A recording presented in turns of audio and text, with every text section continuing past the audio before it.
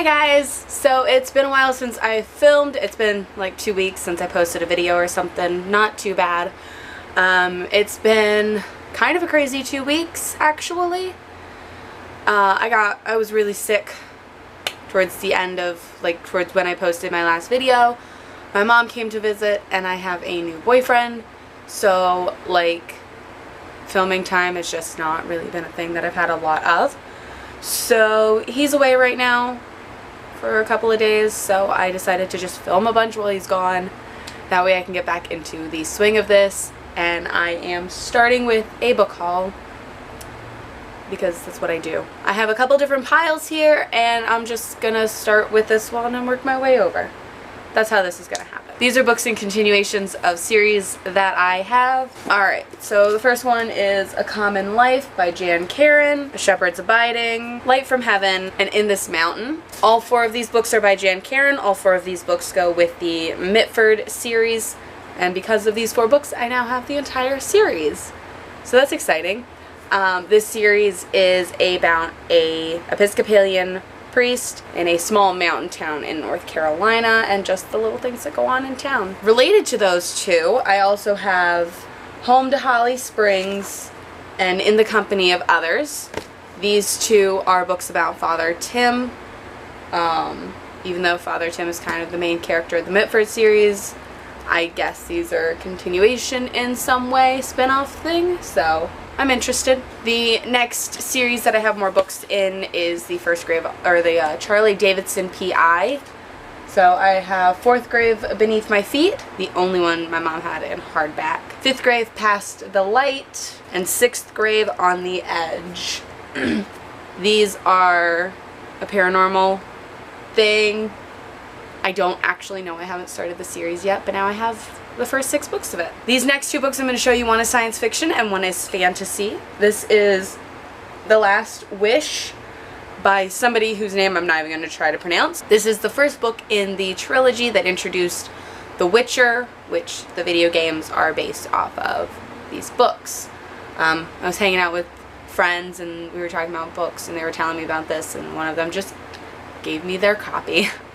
So eventually I'll try to read it. And then another one that I got because of a friend is I, Robot by Isaac Asimov. I got this when we went to Barnes & Noble, and she really likes Isaac Asimov, and she's been telling me about it, and I've been interested in it previously, so I finally just picked it up. I wish I could have gotten a copy that wasn't the movie cover, but you know, it works. Random throw in here is The Official Dictionary of Sarcasm by James Napoli, Executive Vice President of the National Sarcasm Society.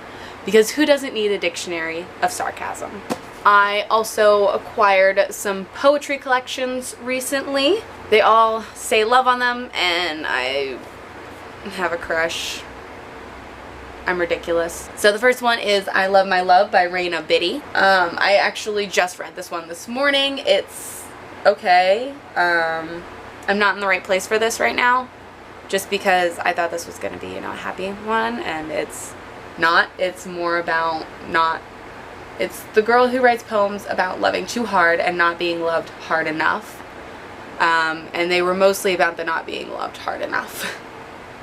So it was cute. It was nice, well written, but not something that I really needed. Born to Love, Cursed to Feel by Samantha King. This is I Will Carry You Wherever You Need to Go. They're poetry collections, what can I say? Love and Misadventure by Lang Leave. Love is a game of tic-tac-toe, constantly waiting for the next X or O. And the last one is Bittersweet Love by Michael Fawdett. Falling in love is not rational, it's madness. A beautiful, wonderful moment of magnificent insanity. Next, we're going to go with comics and graphic novels. The first one I got here is Disney's Beauty and the Beast, Belle's Tale. It's just a graphic novel of the live-action movie. This is literally all this is. I think it's part of a set. There's also Beast's Tale, so I will acquire that one also, but it's basically just the movie. I got 3 volumes of Chibi Vampire. I got volume 6, 11, and 12. This is a manga series about a vampire.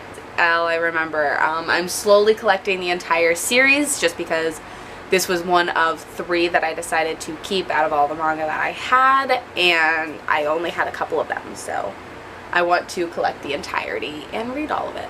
I also got Chobits Volume 8.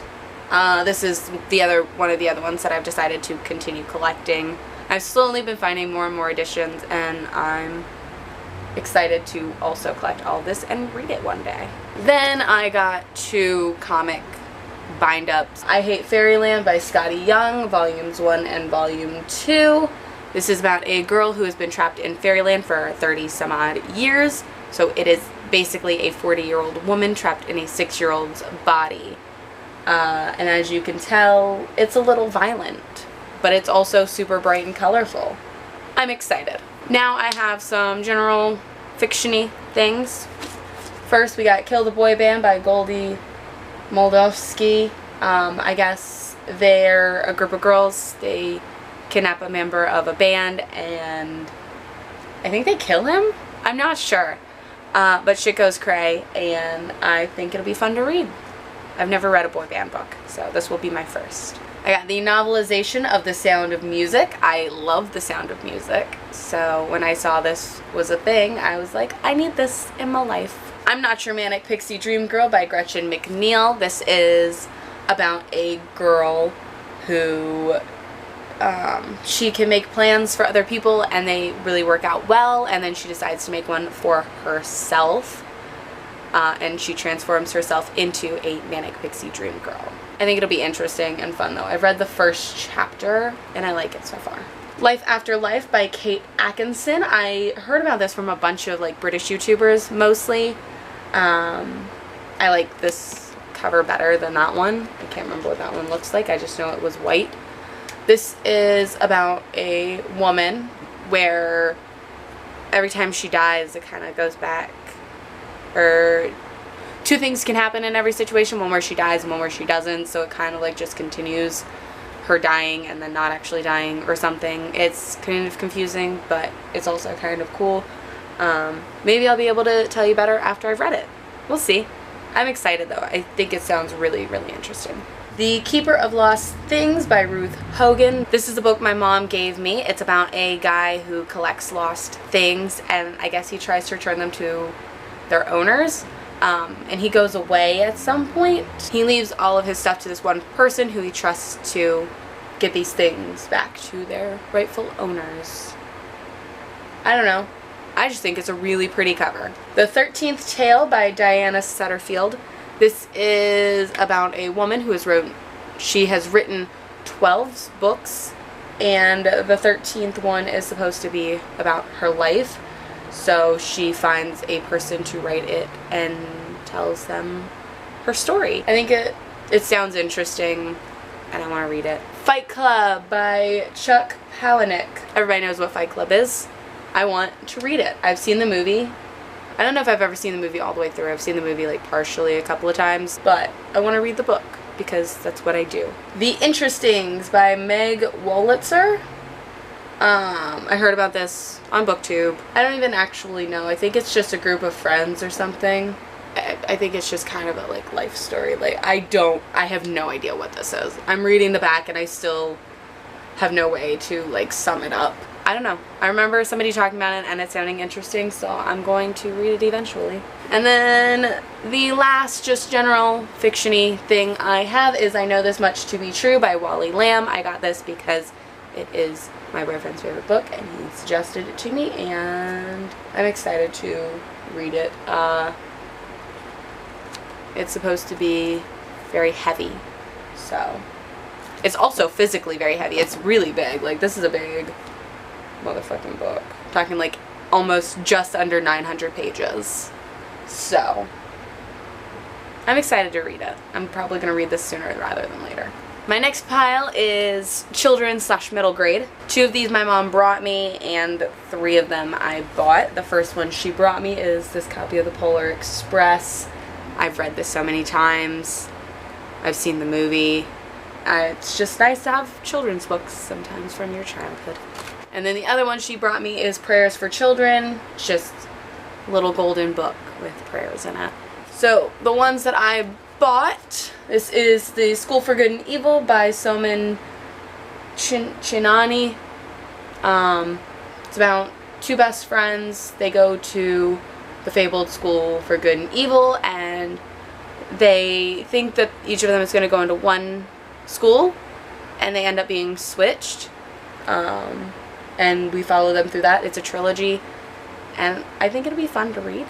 Goodnight Stories for Rebel Girls, 100 Tales of Extraordinary Women. I just think this is kind of awesome to have. Eventually, I'll sit down and just, you know, like read one a night. Maybe I'll start doing that now.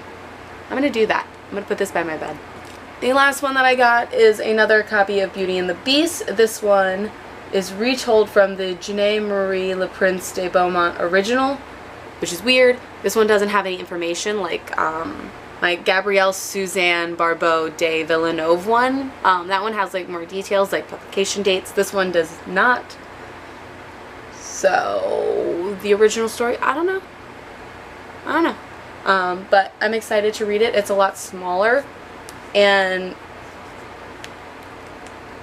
it has these absolutely gorgeous like cutouts. So awesome. And the last pile is the one that you expect. So, first thing I did, I have audiobooks. I got The Hobbit and The Return of the King. They were the only two that I found at half-price books. So I got them because I need them. Then we have The Battles of Tolkien by David Day. I really like David Day, and I really like the way some of his books are done. This is just about all of the battles from Tolkien, all of the wars that he's written about and such. Super colorful, excited to read through. Then I have this copy of Return of the King from the 80s, this copy of The Hobbit from the 70s, and this copy of The Silmarillion, also from the 70s. Then I have this big floppy copy of The Hobbit with full color illustrations by Michael Haig. And the last one is this copy of The Hobbit. I have one very similar, it's slightly different. This one is a little more muted, but also the other one that I have has speckled, like green dots all over the edges, and this one just has a solid green top. So they are slightly different, and that is good enough for me. I just really like these editions with the slipcovers with the gold inlay. I just adore them. Alright, so those are all of the books that I have acquired since the last time I filmed a book haul. Thank you guys so much for watching. Don't forget to like and subscribe so you can check out my next video. Have a great day and a wonderful week. Bye.